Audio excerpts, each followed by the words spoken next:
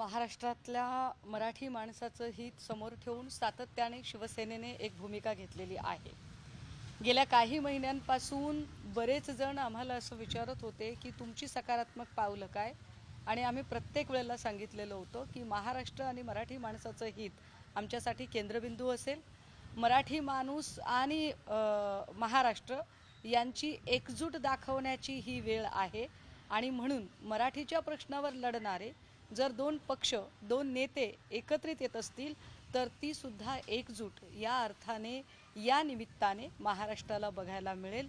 आणि त्यामुळे मराठीच्या संबंधाने जो मोर्चा निघणार आहे तो मोर्चा दोनही पक्ष एकत्रितपणे काढणार आहेत। हा मोर्चा एकत्रित करत असताना मी सकाळपासूनची काही विधानं बघत होते ज्यामध्ये भाजपाच्या सगळ्या प्रवक्त्यांना अगदी म्हणजे त्याला पूर येणे म्हणतात अशा पद्धतीने त्यांची विधानं चालू आहेत। मात्र आम्ही संयमी नेतृत्वाचे शिलेदार आहोत असं आम्ही कायम म्हणतो।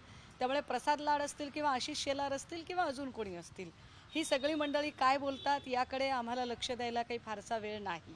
मात्र एक नक्की, जेव्हा मनसे प्रमुख हे ताज एंड्समध्ये फडणवीसांना भेटतात तेव्हा मनसे प्रमुख हे फार चांगले भाजपाला वाटत असतात। मात्र त्याच मनसे प्रमुखांनी शिवसेना प्रमुखांच्या सोबत मोर्चा काढायची भाषा केली की मात्र भाजपाला अतिशय विपरीत विधानं सुचायला लागतात। याचा स्पष्ट अर्थ असा आहे की या मोर्चाच्या निमित्ताने दोन पक्षांचं मनोमिलन हे भाजपाला अजिबात रुचलेलं नाही, किंबहुना भाजपाचं पित्त खवळणारं आहे। आणि त्यामुळे भाजपाच्या प्रवक्त्यांची नेत्यांची उपनेत्यांची जी काही भाषा आज आम्हाला सकाळपासून ऐकायला मिळत आहे ती एका अर्थाने ही माणसं कशा पद्धतीने मराठीवर महाराष्ट्रातल्या मराठी माणसांवर सूड उगवणारी माणसं आहेत, महाराष्ट्र विरोधी धोरण घेणारी कशी माणसं आहेत ते या निमित्ताने आपण बघत आहात। आशिष शेलार म्हणतात की ठाकरे बंधू हे गैरसमजाचे बळी ठरतात। भाजप ही मराठीसाठी कट्टर आहे।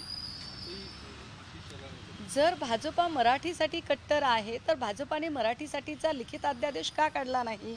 कारण आम्ही सगळ्या प्रकारचा वेळ आपल्याला दिलेला आहे, मनसे प्रमुखांनी सुद्धा वेळ दिलेला आहे।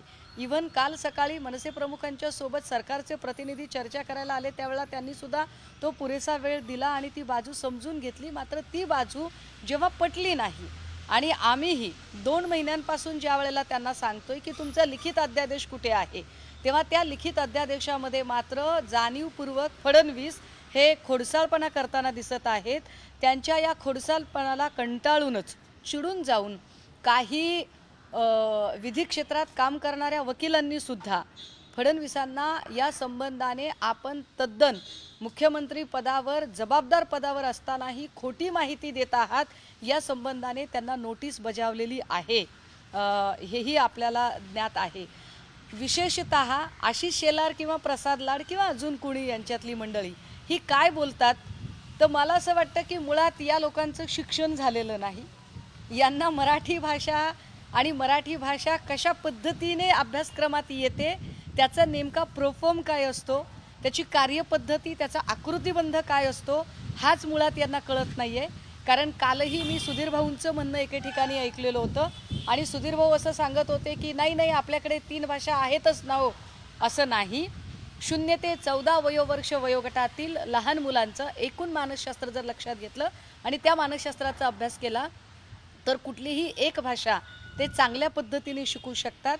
आणि म्हणून जर एका भाषेचं आकलन त्यांना चांगलं होण्याचं असेल तर मुलं जास्तीत जास्त मातृभाषेतून चांगल्या पद्धतीने व्यक्त होऊ शकतात, असे अगदी गणेश देवींसकट अनेक भाषा तज्ज्ञांनी आपलं म्हणणं मांडलेलं आहे।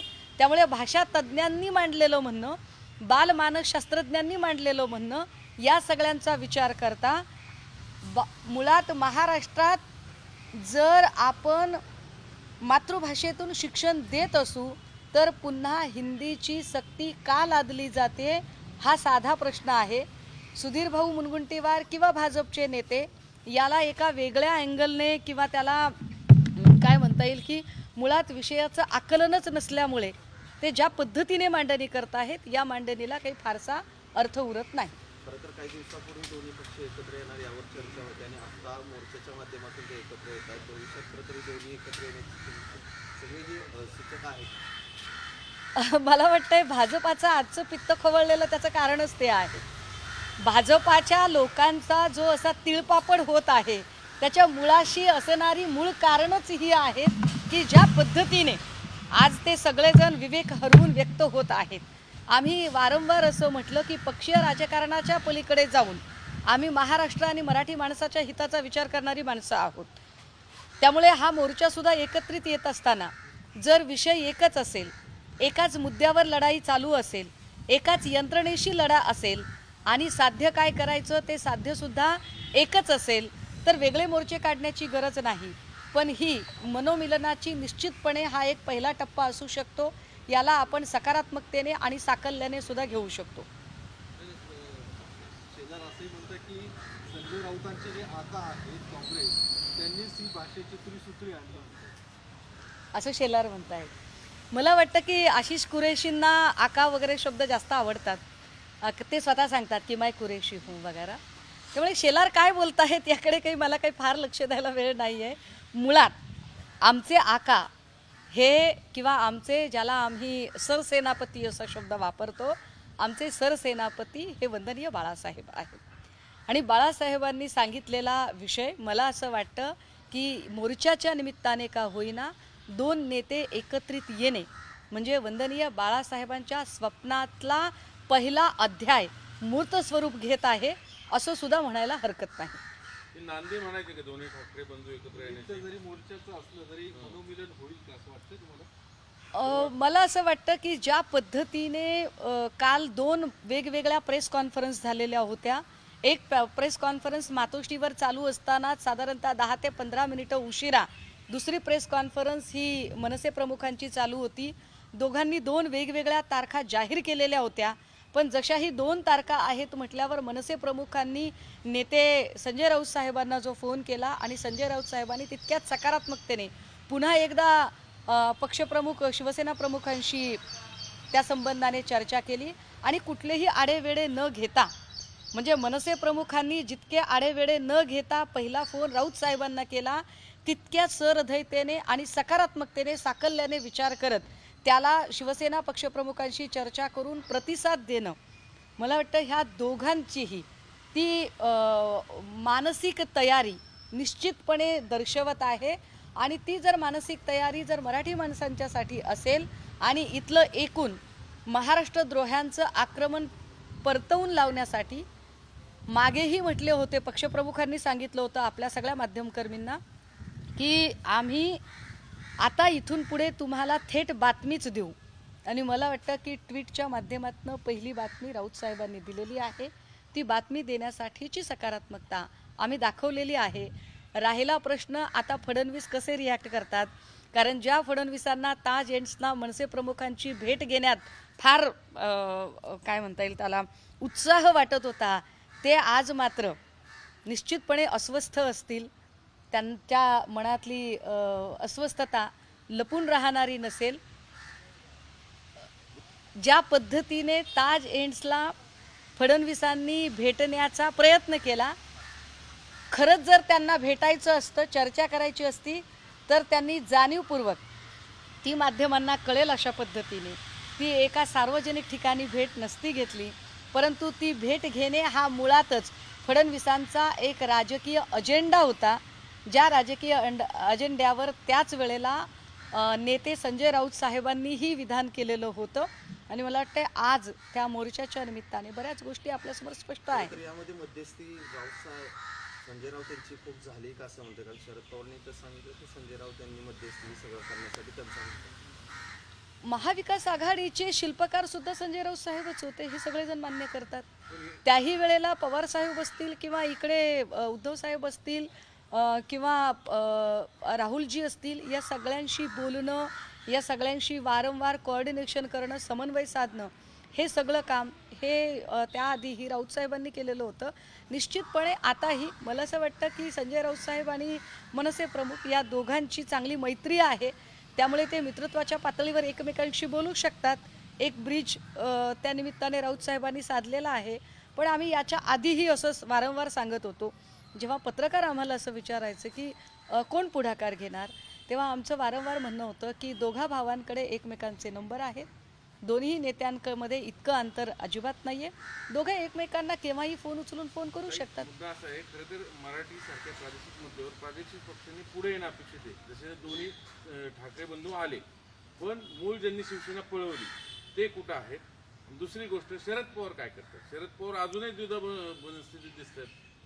नाही, मूळ शिवसेना ज्यांनी पळवली त्यांना तो प्रश्न विचारला गेला पाहिजे, पण ते बिचारे स्वतःच गांगरून गेलेले आहेत. फडणवीसांनी जो एक मकडी का जाल म्हणतात त्याला, ते जे जाळं विणलेलं आहे, त्या जाळ्यामध्ये असे काही शिंदे अडकलेले आहेत की शिंदेंना बिचाऱ्यांना काही अजितदादा सुधरू देत नाही आहेत.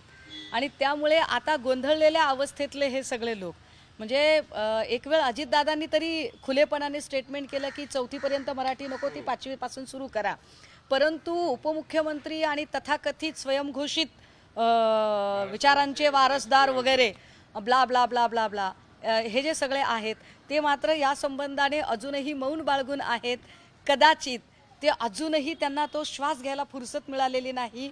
ज्या पद्धतीने त्यांना फडणवीसांनी धोबीपछाड दिलेला आहे आणि ज्या पद्धतीने त्यांनी अजितदादांची एंट्री करून किंवा सगळ्या आर्थिक नाड्या अजितदादांच्या हातात धरून जो सगळीकडून माहिती असेल तर राज ठाकरेंची मनधरणी करणार आहेत, मन वळवणार आहेत या संदर्भात. त्यांनी काय करावं हा त्यांचा लुकआउट आहे, मी त्यावर बोलू शकत नाही. पण एक निश्चित आहे की हा प्रश्न पक्षीय राजकारणाच्या पलीकडे जाऊन बघितला जावा. आणि मला असं वाटतं की या मोर्चामध्ये फक्त राजकीय लोकांनीच नाही, तर ज्यांना ज्यांना मराठीबद्दल प्रेम वाटतं किंवा जे मराठी इंडस्ट्रीमध्ये काम करणारे सगळ्या प्रकारचे मराठी सिनेसृष्टीतले अभिनेते, नेते किंवा मराठी लेखक, चित्रकार, मराठी कलाकार, या सगळ्याच लोकांनी आणि मराठीवर काम करणाऱ्या सगळ्या मंडळींनी या मोर्चामध्ये एकत्रित येणं अपेक्षित आहे. हा मोर्चा पक्षीय राजकारणाच्या पलीकडे जाऊन महाराष्ट्राची एकजूट दाखवणारा असावा असं आम्हाला नक्की वाटतं. पवार कशा लांब राहतात? पवार म्हणतात कोणी सांगितलं म्हणून मी मोर्चात सहभागी होणार नाही. ह्या भूमिकेचं काय करायचं? नाही, पवार साहेबांच्या भूमिकेचं काय करायचं याच्या संबंधाने उत्तरं ही पवार साहेबांच्या पक्षाच्या प्रवक्त्याकडून घेतलेली जास्त चांगली असतील. मी माझ्या पक्षाची भूमिका मांडू शकते.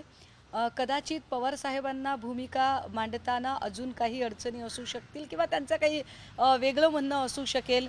कदाचित त्यांना त्यांची दिल्लीची समीकरणं असतील, त्यांचे काही इतर राज्यात काही खासदार आहेत का, त्यांचं काही म्हणणं आहे का, इतर राज्यातल्या लोकांच्या काही भूमिका आहेत का, या संबंधाने असू शकतं. मात्र शिवसेनेची निर्मितीच ही मुळात मराठी आणि महाराष्ट्र, मराठी माणसाचं हित या विषयांना केंद्रीभूत मानून झालेली होती. त्यामुळे आमच्यासाठी हा विषय अत्यंत कटिबद्धतेचा विषय आहे. शक्तीपीठाच्या याच्यावरून आता फूट पडलेलं दिसतं इकडं. आता विषय सरकेल, मग तो फोकस आलेल त्याचा. दुसऱ्या मराठी सत्तेवर हिंदी वाईट कचरा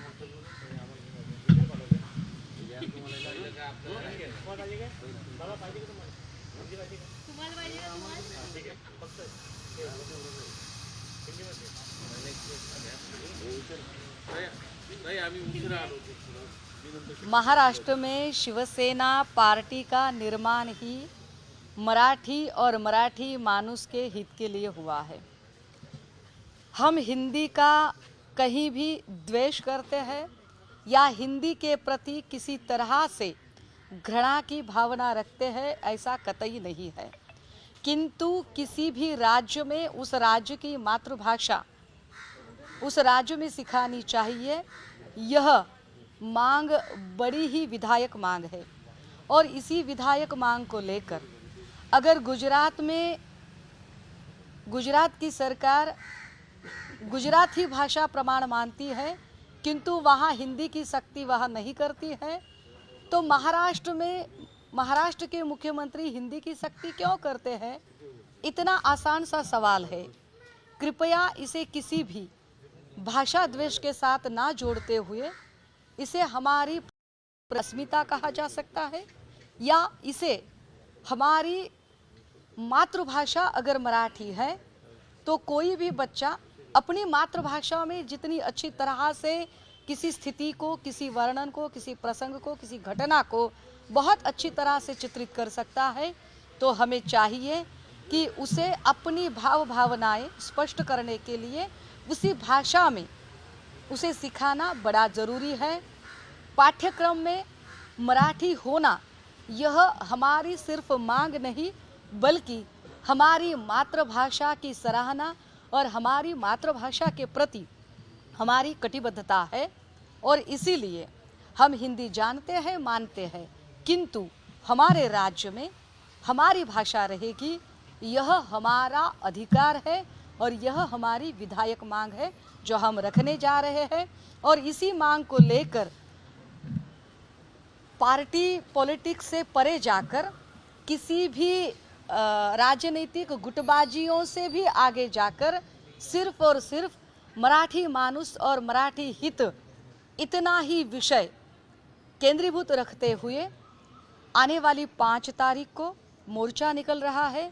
हम चाहेंगे इस मोर्चा में ना कि सिर्फ राजनीतिक नेता आए, बल्कि मराठी से जुड़े हुए हर एक क्षेत्र से, फिर चाहे वह क्षेत्र सिनेमा का हो, वह मराठी साहित्य का हो, मराठी कलाकार हो, मराठी अस्मिता से जुड़ा हुआ हर एक शख्स इस मोर्चा में आ सकता है और इस मोर्चा के लिए वह आए, ऐसा हम उन्हें आह्वान करते हैं।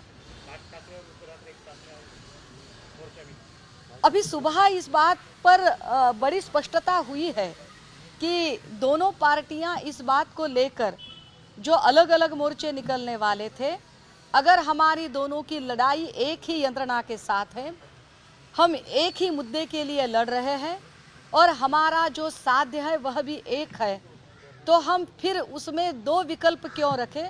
और इसीलिए एक ही मोर्चा हमने रखा हुआ है। मोर्चा के लिए फिलहाल तो दोनों साथ में है। अब अगर बीजेपी चाहेगी और बीजेपी को ऐसे लगता है कि नहीं, दोनों भाई में मन मिलन होना ही चाहिए, तो चलो बीजेपी की यह इच्छा भी हम अब पूरी कर देंगे। आता isakal.com आहे देशातील नंबर 1 ची मराठी न्यूज वेबसाईट। प्रत्येक अपडेटसाठी isakal.com ला नक्की भेट द्या।